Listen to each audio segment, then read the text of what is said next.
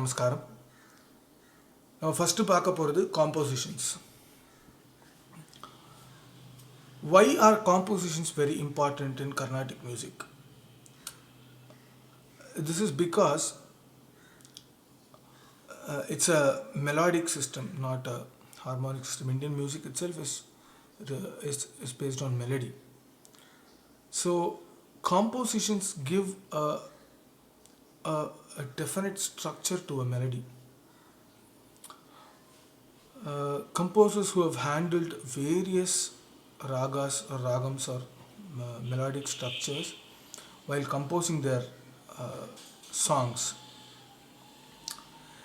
they have kind of crystallized a form to the raga, which really helps when we sing Manodharmam.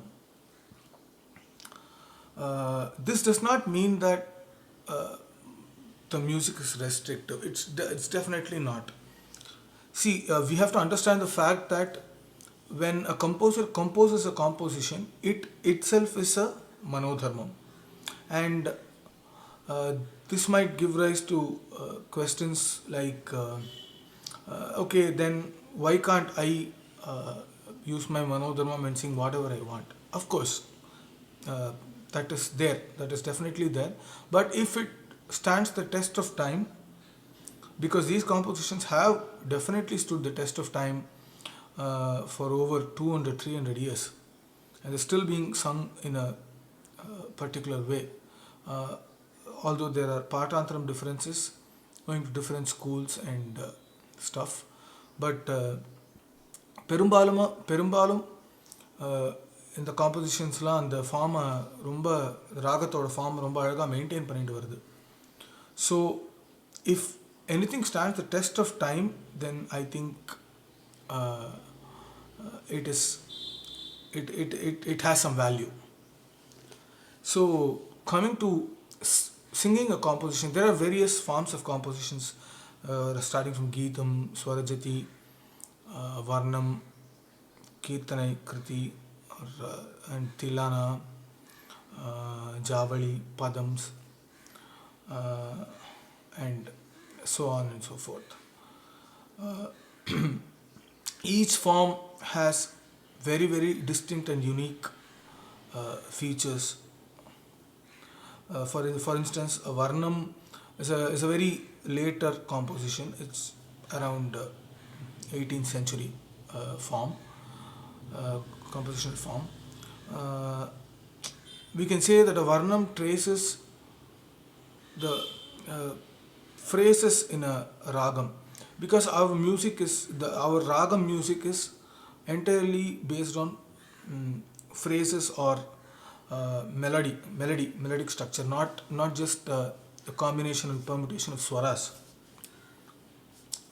So the Varnam is a composition which actually traces the evolution of a raga. So if you find a very intriguing phrase in a Varnam, like for example in Begada there is one Pantamelara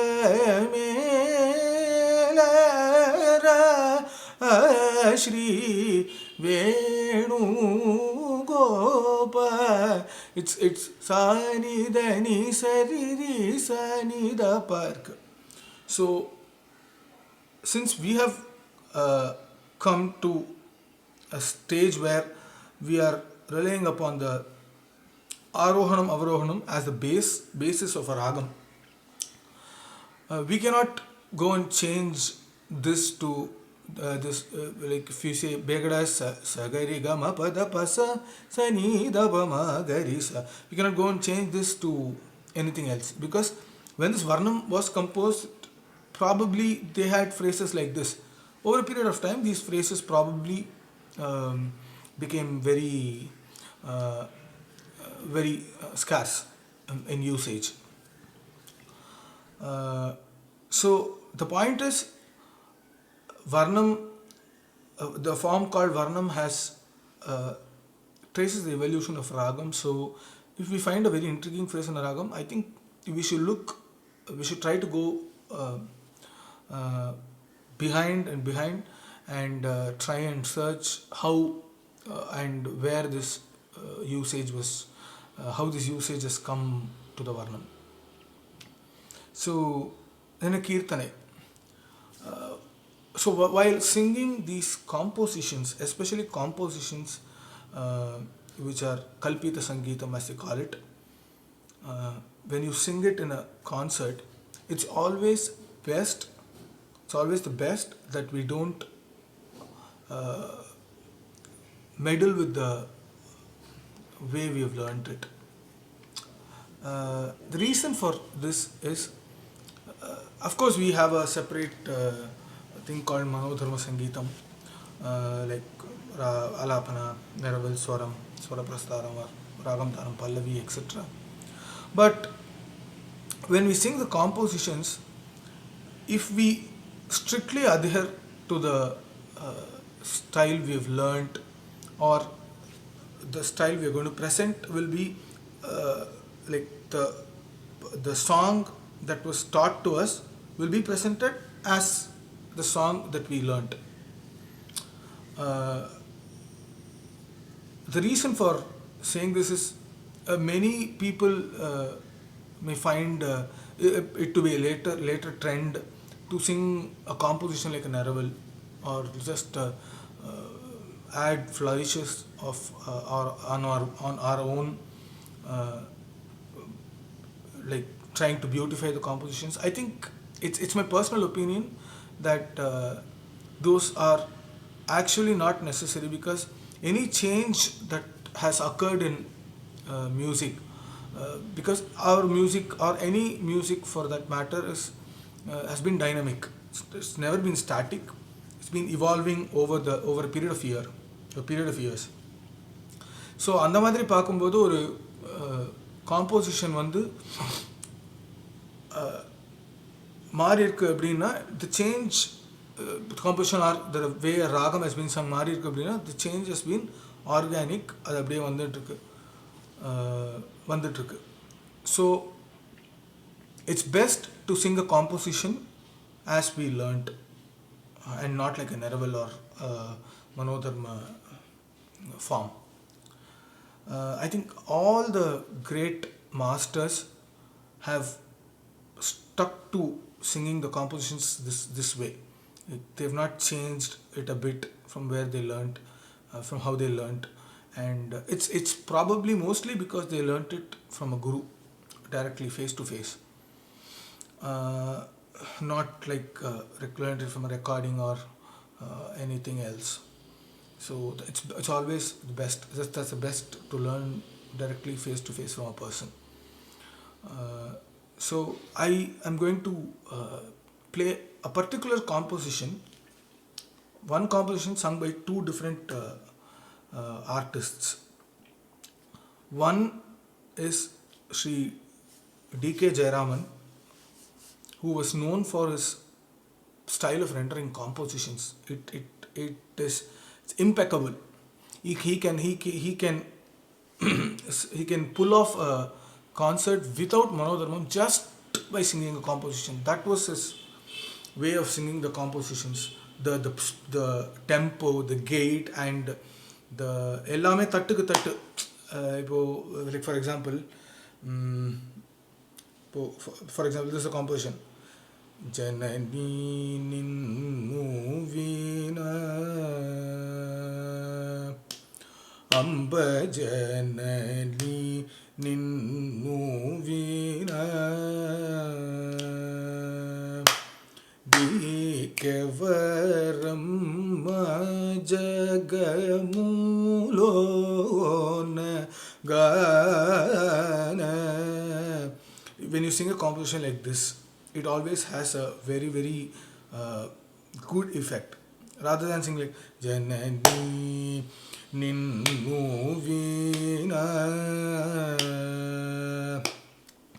Dikevaramma Jagamulona.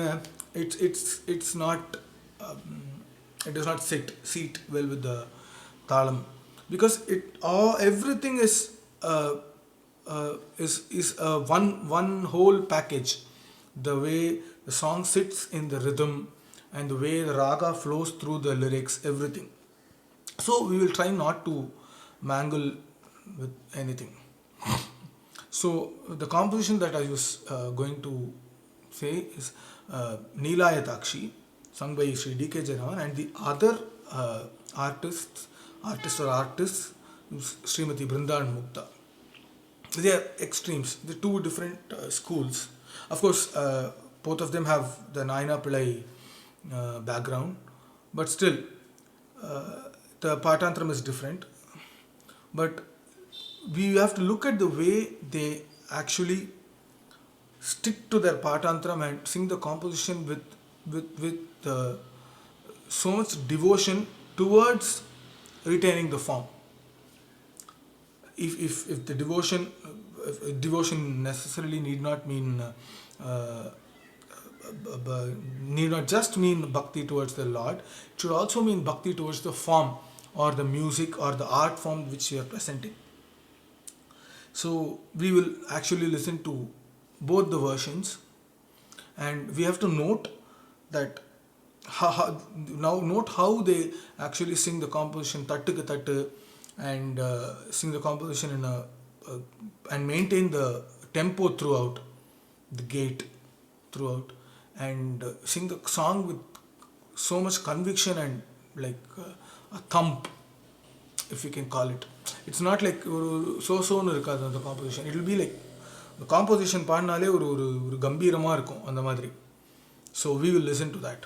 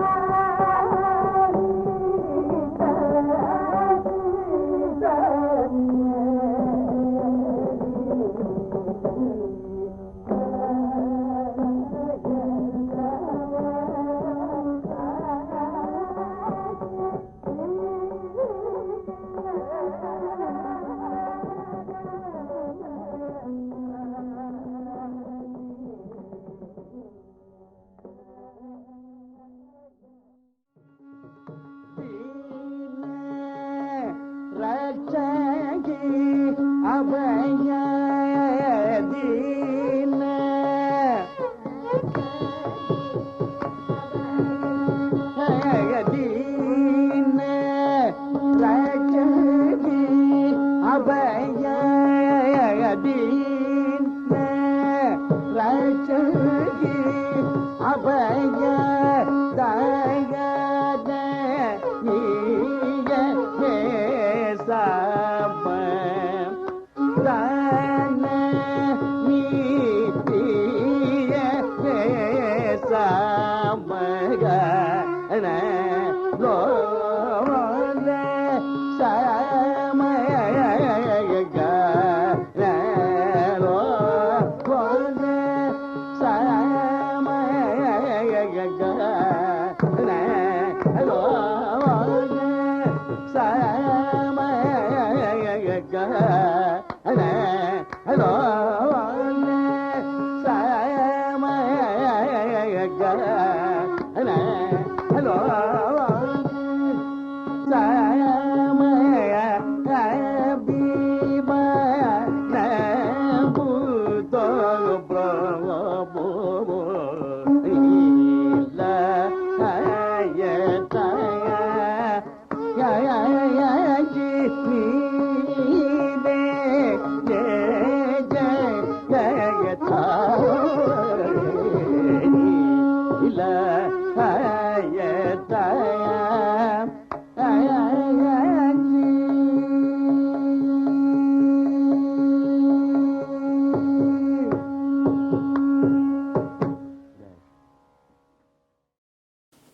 So, I hope it was a great listening experience for all of us. Uh, it's definitely a great experience listening to great masters all the time, uh, with the available resources, of course, the audio recordings. So, the way they've sung their composition, as I already mentioned, for example, in the rendition of Sri D.K. Jayaraman sir, he uses the fives inside the when singing. The composition itself is in Rendungattam Kala Pramanam. It's not like it's in Tishra Tripudai. Usually Tishra Tripudai, but this composition he has sung it in a very Rendungattam Kala Pramanam. It's neither the singing is fast, but the gait of the composition is medium too fast. It's like Nilayata Akshini Jagat Sakshini Layata. So the point I wanted to mention was the singing of Palakshmi Rani when he sings Pala Akshuni Rani Pala Akshuni Pala, the five fives, it gives a great sense of gait to the composition, and the way the percussion artists accompany these things. If they know the composition, it's the best. And all yesteryear great masters knew the composition. They also learned the music, and they performed. Same case with Srimati Brinda and Srimati Muktama. They are known for like adherence to the T. Even one small minute gamakam or minute oscillation, they will not there will be no change. You just sing as they learnt, and as there are two people singing, it's even more difficult to be in unison. And I think the way they approached the composition was like, okay, let us just sing the composition as we learnt. Let us be faithful to how we learnt it, and not try to bring in my element or our element to that. If we want to really bring our element to something, we can compose. That will be a very good idea. It's not there's nothing wrong in composing, and we can definitely try to acquire a lot of bhasha jnanam, or the language skills in language, to actually try and compose. So that was all. That's a small bit about compositions. There are a lot of compositions available. When you listen to the composition, we can actually look for how they have been sung, how the composition itself moves you. And also, when you sing composition of a regional language, of the language that you know, uh, you can express better with the varte and the lyrics and stuff. And we can also look at how the composer has actually, if you call them Vagayakara means one who composes the music as well as pens the lyrics. So both happens at the same time, and we can actually try and see how they have conveyed the meaning of the lyrics through their music. They used music as a tool to convey the meaning, or like not just convey, words actually convey uh, as words, but music will actually, it will enhance the meaning of the word or the sentence. So we can also look at that, and how these artists have understood the spirit of the composition and sung.